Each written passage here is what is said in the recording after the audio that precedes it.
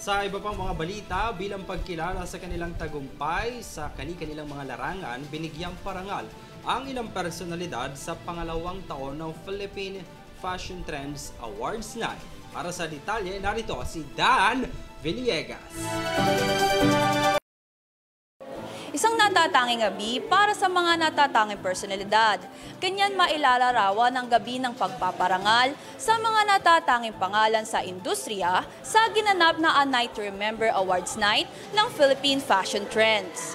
Sa ikalawang pagkakataon ng pagpaparangal ng PH Fashion Trend Awards Night, muling kinilala ang iba't ibang outstanding and promising personalities sa iba't ibang larangan, gaya na lang ng sa media industry, entertainment, fashion, arts, public service, social media at iba pa.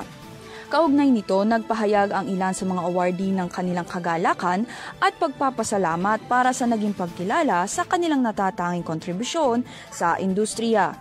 I would like to thank Philippine Fashion Trends, especially to Sir Miller and Sir Layson for this award. Thank you po so much and God bless.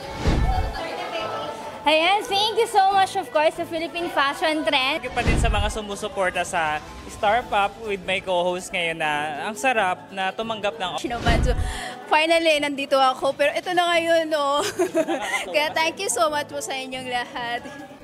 Para naman sa iba pang awardees, nais nilang gamitin ang natanggap na parangal para mas linangin pa ang kanilang personal and professional career at magbigay ng inspirasyon sa mga tao na nais din magtagumpay sa kanilang karera.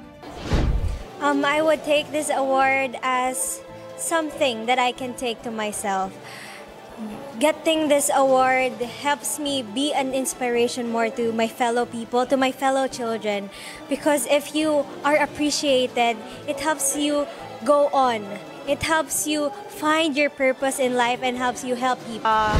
Para po ito sa mga aspiring artists, no, to inspire more young artists, sa lahat po ng mga nangangarap.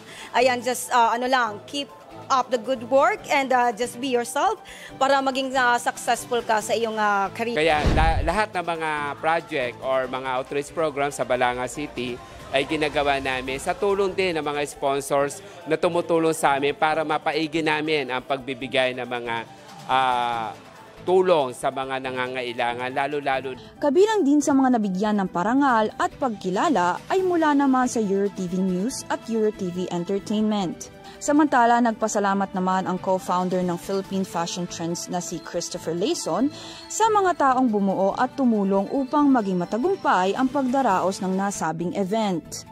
Unang-una po, nagpapasalamat kami sa Diyos sa tulong sa amin. Binigyan kami ng lakas ni Direk Miller para maipagpatuloy itong awarding ng Philippine Fashion Trends. So, nagpapasalamat din kami sa mga sponsors, sa lahat ng mga tumulong para may pagpatuloy itong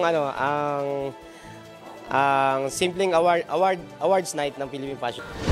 Mula rito sa Manila Grand Opera Hotel, para sa EuroTV News, Dan Villegas sumasaludo sa bawat Pilipino.